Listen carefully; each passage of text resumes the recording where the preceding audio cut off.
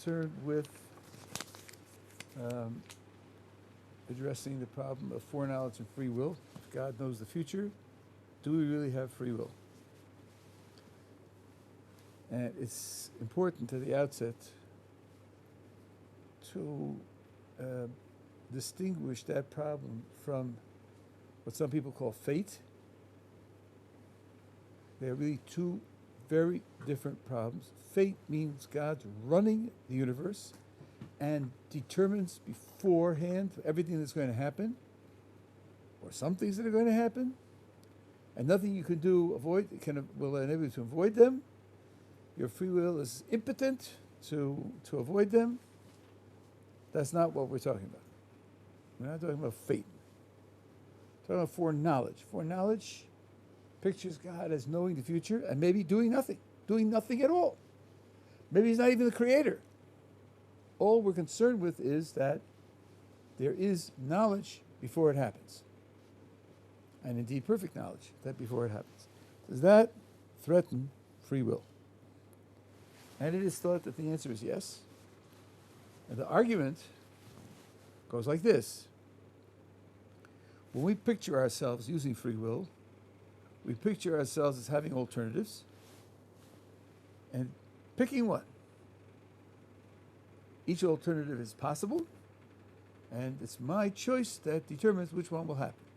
That's the way we picture ourselves. The critic says, but look, God knew yesterday what you were going to do. Let's say you choose between A and B, and you choose A. So God knew yesterday you were going to do A. Could you really have done B? What would it mean to do B? To do B would mean to contradict God's knowledge yesterday. What would it mean to be possible to do B? To be possible to do B would mean it would be possible to contradict God's knowledge yesterday that you're going to do A. If you have the possibility of doing B, then God's knowledge yesterday is possibly wrong. And that's incorrect. God's knowledge isn't possibly wrong. God's knowledge is perfect. It's infallible. It's not possible to be wrong.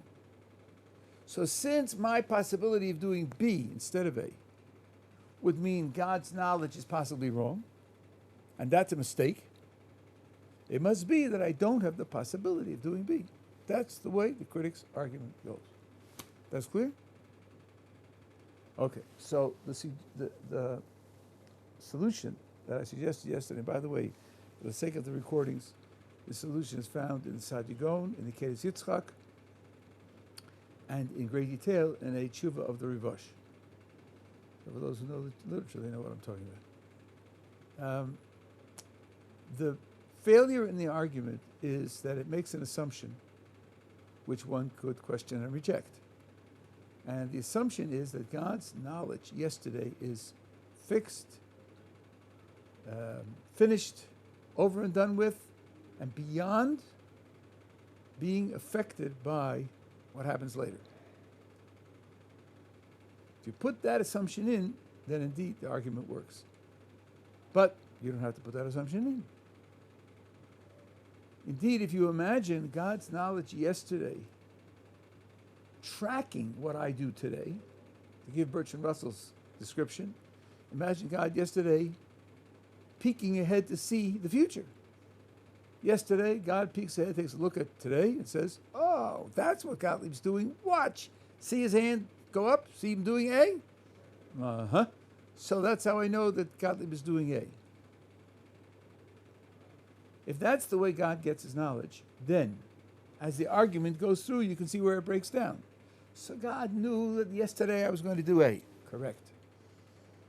And now let's consider what would happen if I had done B instead.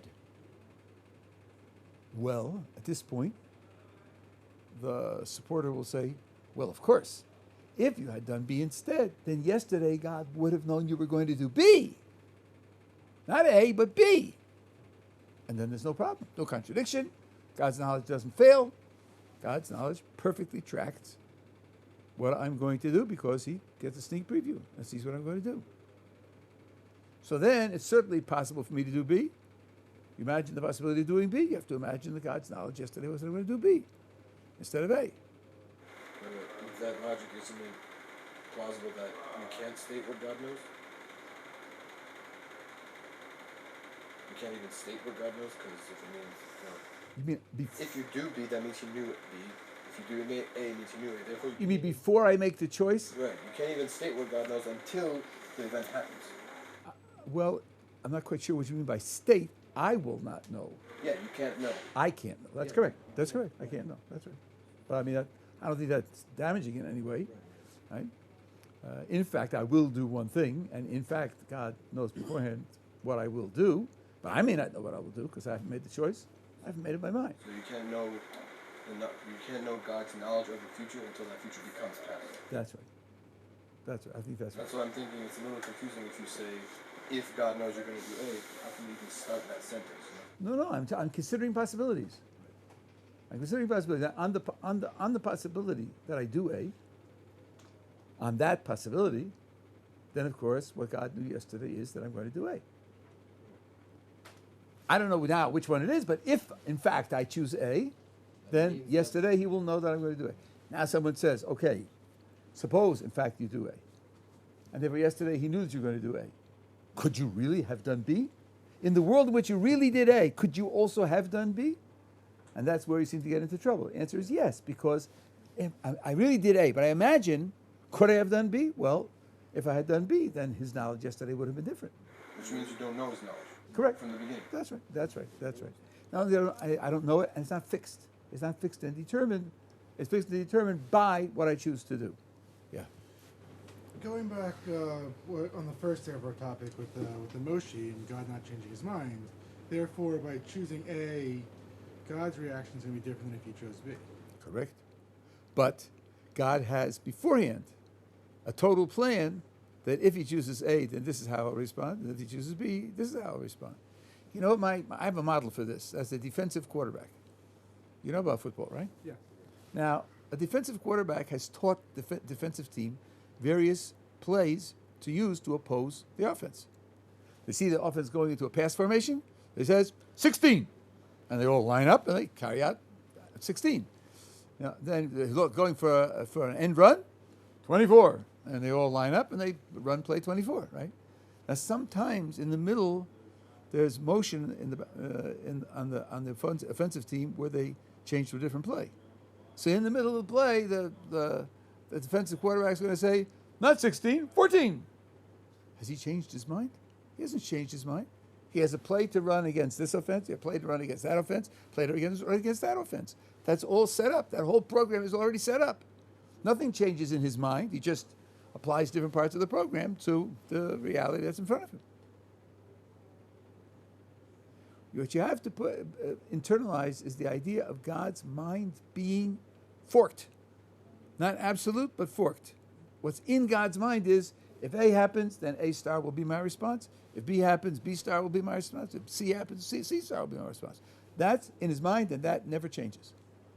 And now somebody does C, so then the response, he gets a C star, because that's what God planned for C. He planned C star for C.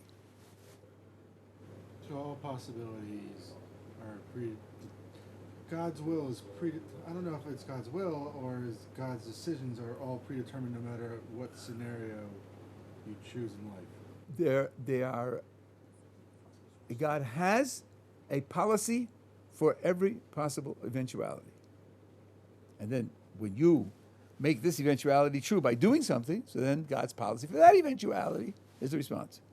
So you started this conversation out today with using the word fate. Just like I made the mistake. I meant to say that it's not fate. Not fate, but right. you brought up fate. Yeah. And just like yesterday, I made a mistake with using the word change instead of the word effect. Do you see a difference between destiny and fate? No. So In fact, well, the way that those words are related, I think, is fate is predestination, where the pre is important. It means before things get started, it's already set up what's going to happen. Before you were born, you were destined to become an accountant and to save someone's life and so forth and so on. That's predestination. Pre means before. But because of free will, we can choose not to follow our own destiny. That we don't believe in destiny. We don't believe in predestination. We don't believe in fate. We don't believe in any of those things. So we create our own. Well, don't use the word destiny. Don't get mixed up with that. Don't use the word fate. Don't use the word destiny. We have free will, and we create our own actions, and then we create our own consequences, and yeah. My apologies. Okay, so that means that this challenge to free will is a mistake. Now, I want to just give you a more detailed picture of how it looks in theological terms, religious terms, so maybe it'll make it a little more user-friendly than Bertrand Russell's flippant idea of peeking ahead at the future, though that works logically. We have two pictures of how God relates to the world. One is that he is creator, infinite, transcendent, beyond, and everything that exists is what he makes. The other is that he's involved in the world. He's involved in the world. Whatever that ultimately means, but this pictures him as attending to and, so to speak, participating in what's going on in the world. Those are both correct pictures of how God relates to the world. He relates both ways. So now, you can imagine God's knowledge of what I do arising in three steps. Here I am, it's today. I'm choosing between A and B, and I do A. God is present right there. He's present everywhere. He's involved everywhere. So when I do it, he's right there on the spot with me doing it. Okay, that's how he gets knowledge from inside the world, what I do.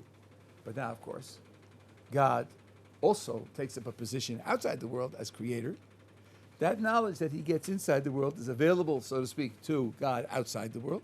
That's step two. From inside the timeline, it now reflects upwards to where God is above the timeline.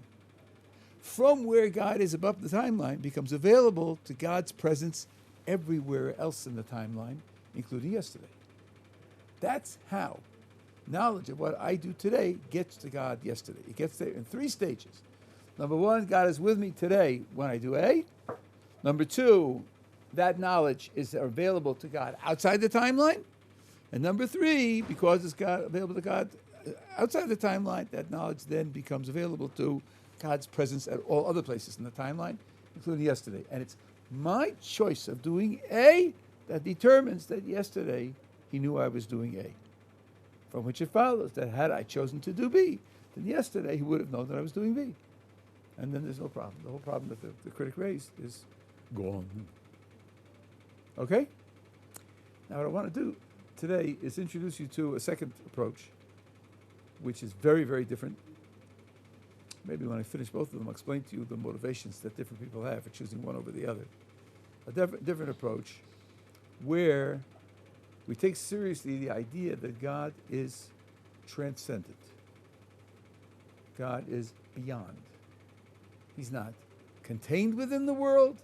He's creator, stands outside the world, and God is beyond understanding, beyond conceptualizing, beyond describing. Nothing we say can be true of God. Now, before I explain that, let's just see how it works in the terms of the problem of foreknowledge and free will. It works very simply and directly. The problem of foreknowledge and free will was a collision between God knows the future and we have free will. But if we say that we can't describe God, then we're going to stop saying God knows the future. We're not going to say that because that's a description. Of course, we're not going to say, since he doesn't know the future, he must be ignorant. That's another description. We're not going to say he knows the future, and we're not going to say he's ignorant of the future. We're going to stop talking about God altogether. If we do that, you can't even raise the problem of foreknowledge and free will because we're not going to say that God has foreknowledge. Now, the inquiry will be, but what about all the things we say about God? The Tanakh has hundreds of descriptions of God. The Siddur, the Talmud, the Midrash, our literature is filled with descriptions of God. What about all of that? Answer, it's not describing what God is, it's describing what God does. That's a different kettle of fish. It's a different matter altogether. We're not describing what he is, we're describing what he does. And there's a program for this. Whenever you have, I learned this from fictionalism and philosophy of science. Okay, there's a program for this. Whenever you have words that seem to describe God, go through the following 3-step process. Number 1, pretend they're literally true. Pretend God really is that way.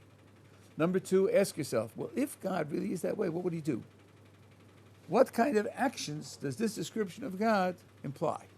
That's step 2. Step 3, subtract the description of God and just remain with the actions. I'll give you some examples. God is just. Step 1, pretend he really is just. Pretend that's literally true. Okay. Step 2, what would he do because he's just? Well, people will get what they deserve. Justice means giving people what they deserve. Okay, step 3, subtract the description that he's just and simply say, God runs the world in such a way that people get what they deserve. That's what he does. So you're left only with the description of what he does, not what he is. God is merciful. Step 1, pretend that God really is merciful. Step 2, ask yourself, if God really is merciful, what would he do? Well, there are times when justice demands very strict treatment.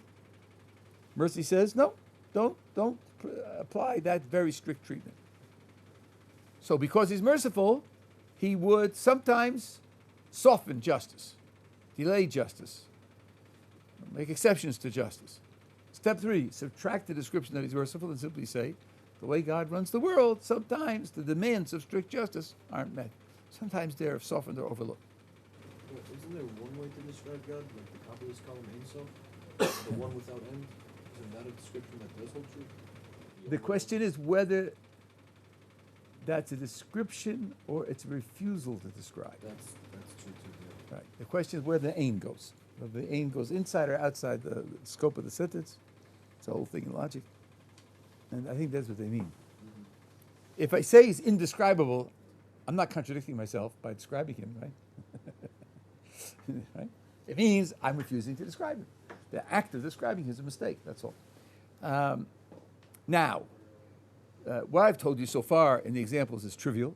I mean, everybody says it, Maimonides says it, and the Kabbalists say it across the board. It's a little more surprising to say this about knowledge. But Rav Moshe Chaim Luzzatto, the great Kabbalist, says it explicitly in a work of his called Klalim Rishonim, First Principles, where he describes what the spheros are and all the process of creation and all the rest. He talks about qualities of God's action, and he talks about what our descriptions of him being descriptions of action. And twice on the same page, he says one of the descriptions is knowing. God's knowledge is also a description of action. That's what he says. How does that work? Well, let's try the 3-step process that I suggested. Step 1, pretend he really does know. Step 2, ask yourself, how would that be expressed in action? How would omniscience, complete, perfect knowledge be expressed in action? Answer, knowledge determines how you choose what you do vis-a-vis everything else.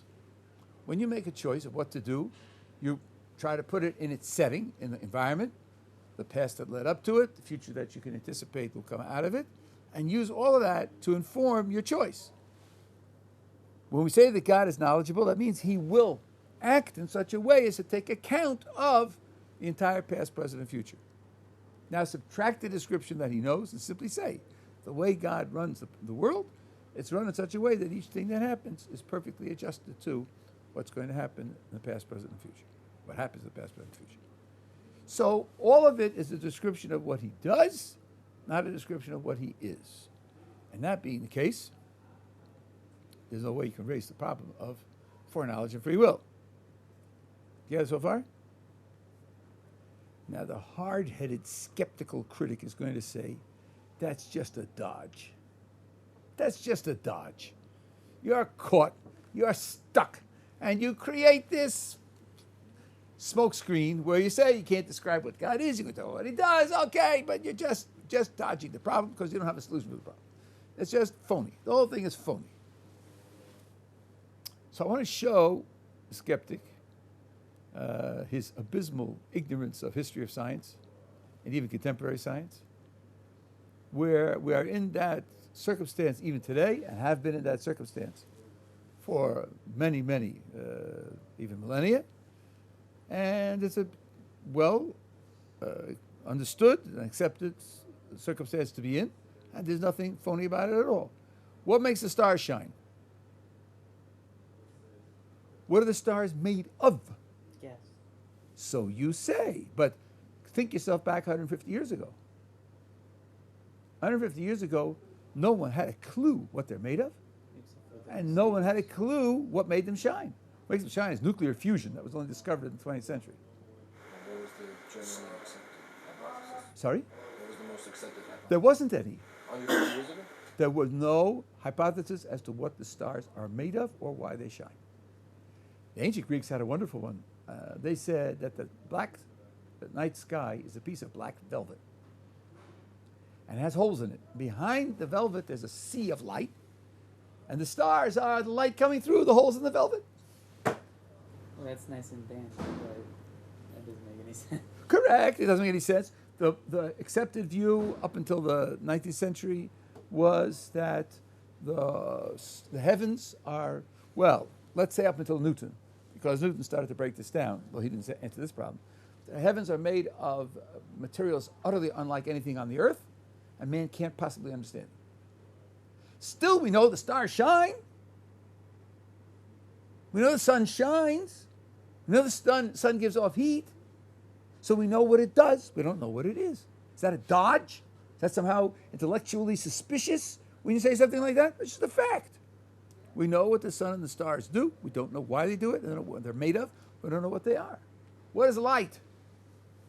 Well, until quantum mechanics, no one had a clue what light is. And some people will tell you today that after quantum mechanics, we still don't have a clue what it is. We just know how it operates. We don't know what it is. Wave, a particle, a wavicle, maybe, as some people say, right? Is that an intellectual dodge? Is the whole of fundamental science somehow suspect that they're not serious or they're closet fanatics because they're telling you we know what it does, we don't know what it is? No, that's the fact. We're in that situation. Many people will tell you that situation we're in today with respect to consciousness. We don't know what it is. We know many of the things consciousness does, but what it is, where it is, what supports it, there's certainly no agreement on it. Even to the extent that some nuts will tell you it doesn't exist. Consciousness? Like Daniel Dennett. Yeah. Consciousness doesn't exist. Is it possible because it's the consciousnesses themselves that are debating on, what it is? I'm just telling you. Other philosophers say, you've just stepped off the deep end. Forget it. You're not engaging in serious discussion anymore. At any rate, so the position where you say, I don't know what it is, I just know what it does, is definitely not is not intellectually suspect. It's something that has happened in the history of science many times and still plagues us in science today. And we say that's the position we're in vis-a-vis God. So then, I don't think there's any way that a skeptic can attack and say you're doing something illegitimate. Now, somebody might say, okay, but look, all the other ones that you're using as examples from science could be understood. Here you're telling me that in principle it can't be understood. Isn't that an important difference? First of all, I don't see why. But second of all, you don't know in the natural world, in our world, that all of them can be understood. You don't know that. You may have true faith in science, the science will solve all questions, but that's a religion. You don't know that all the ones we haven't solved until this moment can be solved, indeed. The difficulties with consciousness have led some philosophers, Colin McGinn at their head, others who are called the new Mysterians, to say that the human mind is not organized to be able to understand consciousness. It's a problem we're not going to solve because, after all, the human mind is finite. The human mind has a finite number of strategies, a finite amount of repertoire, finite amount of processing capability.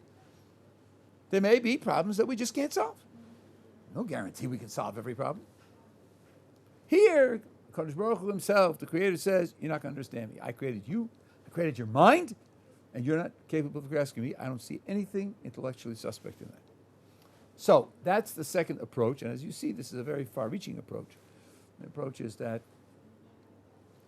God is beyond understanding. We don't literally say anything about God. When we talk, we only talk about actions. And that way you can't even raise the question of God's knowing the future on the one hand and free will on the other hand. Are we together? Okay, now I'm going to insert something here, which I discovered only about a year ago. Now, I'm trained in philosophy. And I've thought about and read about free will for decades. And I thought I had a pretty good grasp of what was going on. But then I read a tshuva of the Rivosh, which is printed in a wonderful edition of Maimonides' commentary on the Mishnah. Wonderful new edition, 8 volumes. And they bring down all sorts of later sources. And I realized that the Rivosh, who was a great rabbinic figure about 500 years ago, understood this issue much better than I did, and I had certain faults in my understanding, and I've corrected it because this rabbinic figure taught me how to understand my philosophy better than I understood it myself. There are people who want to say there's another solution, and that is that God is outside of time. God is outside of time. If God is outside of time, you can't say he knew yesterday. The whole problem is set up with foreknowledge, knowing before it happens. If he's outside of time, you can't date anything in God. You can't say, God, this date, that date. So you can't say he knew yesterday. If you can't say he knew yesterday, you can't raise the problem. That's what I used to say. There's even one Jewish source that says this. That I used to say. The reason I used to say it is because the Rivosh points out that either that solution is wrong, or to make it right, it collapses into the first solution that I gave you. So let's say God is outside of time. Let's say you can't say he knew it yesterday. I'm going to recall something I said yesterday. When we put the problem intuitively, he knew yesterday, so how can I have free will today? What's the point of saying yesterday? Why do you do that? Why is that important? Because we think that if I make it yesterday, it's out of touch. I can't have any effect on it. It's something which is determined independently of me. That's the point of putting it yesterday. The solution is no, even if it's yesterday. It could be something that I have an effect on. Now you can say the exact same thing if God's outside of time. Let's say he's outside of time. So let's say I don't say that it was yesterday. But we could ask, God's knowledge outside of time, do I have any effect on that knowledge?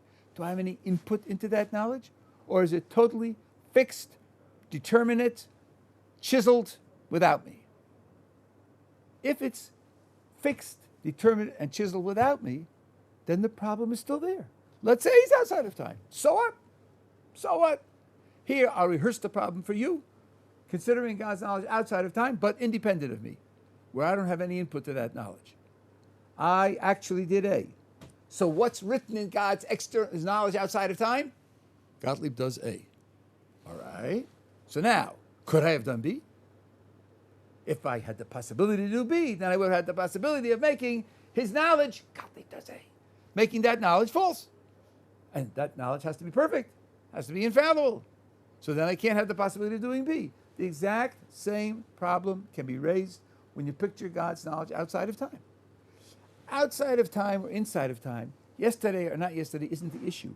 The issue, points out the Rivosh, is it independent of me or do I have an input? Which is it? The point of putting it yesterday was to think it's independent. The solution was, it's not really independent. I can have an effect on the past. With God outside of time, you have the exact same logic. It's outside of time. Is it independent of me or do I have an input? If it's independent of me, you have the same problem over again. If I have an input, so then it's the same solution as when it's yesterday. It's exactly the same solution. So it does not count as an independent solution. Does not count as an independent solution. The same logic applies to that as applies to the past. And being in the past is not the issue.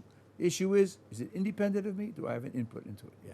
I don't want to get ahead if we cover it, but I did want to ask a question. Kind of going with this scenario of being in and outside of time and free will. So if there is free will, and there's no such thing as fate or predestination, how come the Torah doesn't accept coincidence? Is that saying that so if a guy orders a fish in China, that means that chain of events started a chain of events that God knows in his logic outside of time where tomorrow I will do A because of that event over here? Or could it be a random event where just because of my actions and their actions, they collide independently of my decision or that person's decision? I'm not sure I'm understanding. Let me say something which is true, not 100%. I'm having trouble. Basically, I'm having trouble grasping free will without coincidence. I'm not quite sure what you mean by coincidence. Coincidence usually means things that happen for no reason. Just by accident. Correct. Well, then it'll depend upon the extent to which God, in fact, is running the world. But remember, I'm addressing a problem. You're now considering how Judaism looks at the world. My problem is very narrow. You're now broadening the scope to consider other matters, right? My problem was only God's knowing the future. That was my problem. I didn't want to get ahead, but Okay, so this is a separate issue. To what extent does God run the world, and to what extent does God take into account the relationship between everything that happens? To what extent does it matter? Which is important, but it has nothing to do with foreknowledge and free will. we can save it for now. Yeah. So that's now. Why would Maimonides came after Rosh Gon? He knew what Rosh Gon wrote, and he didn't follow him. Would there be some reason why someone might prefer one of these approaches to the other approach? Well, let's go back to the solution that I gave, the first move, where what God knows follows what I do, and if I choose one, he knows one. If I do the other. It sounds like I'm causing something in God. It's my choice which causes him to know. One might worry about that. We have an effect. That's right. What God's knowledge is the effect of my choice. Is God really subject? Can I really do something to create a reality in God? It sounds pretty audacious, pretty chutzpahdik. Who am I to have mind that I can cause one quality in God or another quality in God? Well, could you look at it as the way of where the knowledge of God affects us? And it's like the reverse of that statement, where we affect something within God. God's knowledge is what actually affects us. But if God Affects affects But they us- both may be true. They both may be true. But the first part, where my decision determines God's knowledge, some people with pious theological scruples are going to be disturbed by that. Yeah. They're going to say, wait a minute, what makes you think that a human being has that kind of power to determine something about God? Yeah. Right? Now, I can go halfway in meeting that scruple, but not the whole way. Think about reward and punishment. When I make a decision, God is going to respond one way or the other, depending upon what I do. God has set up the world that what he does is according to what we do.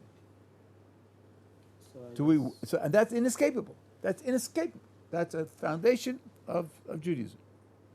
So the idea that God should be totally independent, totally disconnected, nothing we do should have any influence on what he does, that's going too far. When he chose to have a principle of reward and punishment, he's saying, according to what you do, that's how I'm going to respond. So my choice is what, I use the right, carefully use the right words. The response will be according to my choice. If I choose one way, I'll get one response. Choose the other way, get another response. So it isn't as if God set up the world that he's totally independent, that what we do has no relationship to what he does. On the contrary. On the contrary. At least in reward and punishment, what we do is how the consequences will work out. Now here's a little more radical. It's not just consequences. It's not just what he will do. It's something internal to him, what he knows. And I can hear a person say, I'm not willing to go that far. If you say you're not willing to go that far, then you can use Maimonides' approach of saying that we can't describe God. That's available to everyone. And I think that may be one of the reasons why Maimonides didn't opt for the approach of Rosh Gon, even though Rosh Gon came first. Maimonides does say in several places that human descriptions of God are absolutely unacceptable. And in particular, he stresses the idea of God changing. And if I choose one way, and God knows that, and I choose another way, God would know another way, although I didn't strictly change, it's close enough to change. I can hear the Rambam saying I'm not prepared to accept that. So that may be a reason why people choose one over the other. Okay, so we have two different ways out of the problem. Each one, I think, is perfectly adequate, perfectly successful, and therefore it's a problem that we don't lose sleep over. The Mishnah, in its fashion, in its style, says, Hakol tzafui v'arushus l'suna. 4 words. Everything is foreseen and power is given. And that's it. And the Mishnah doesn't elaborate. So the Mishnah knew about the problem, and the Mishnah just briefly says, don't worry. Okay, so our commentators have described reasons not to worry. Okay? Fine. That's foreknowledge and free will. Now, there's another problem on the religious side, which is closer to what you were talking about before. And that is God's providence. Providence is what God does in running the world. Very important not to confuse providence with power. Power is what you're able to do. You don't do everything you're able to do. Providence is what God actually does. Doesn't actually do everything that he's able to do. Chooses, so to speak. Now, the worry here is that God's providence may be so extensive, may blanket everything to the extent that there's no room for free will. It'll choke out our ability to act on our own. Now, there's a severe problem to which there's a very simple solution. There are lots of different ways to describe God's providence, different ways. There are disputes about whether there's a dispute over God's providence. That's how bad it is. It's very, very complicated. But we can short-circuit that whole discussion in the following way. Line up ideas of God's providence from weaker to stronger, meaning conceptions that say God does less, up to the conception that God does more. Take the strongest conception of providence, where God does the maximum, and ask, if God does the maximum, does that leave room for free will? If you can show that God's doing the maximum leaves room for free will, then of course, if he does less, there will certainly be room for free will. So you can kill the whole subject in one shot. Just take the strongest conception of providence and then see whether there's room for free will or there isn't room for free will. So that's what I propose to do. The strongest conception of divine providence in our sources, not now talking about the strongest concept that anybody could have, but the strongest concept of providence that we have in our sources is that every event in the physical world is directly caused by God's will. Every event in the physical world is directly caused by God's will. And here's how you might think this will cause trouble. Every event in the physical world. That means the motions of the galaxies and the fusion of hydrogen atoms into helium in the sun, which gives off the energy from the sun, and the behavior of the butterflies and the mosquitoes and the singing of the birds and the motions of human bodies. Motions of human bodies are physical events. So they're going to be caused directly by God's will. Now let's imagine someone asks me for tzedakah, for charity. Put my hand in my pocket, take out a coin, and I give it to him. That's a physical event. My muscles contracting, my muscles relaxing, handing over the coin. That's a physical event. According to this conception that God's will causes every physical event directly, it comes out that in handing over the charity to the person, I'm a puppet. I'm a puppet on the end of strings. God is pulling the strings, and the body is doing what he makes it do. So the question then is, am I giving the charity? Can I get credit for giving the charity? Is there any room for free will in this description.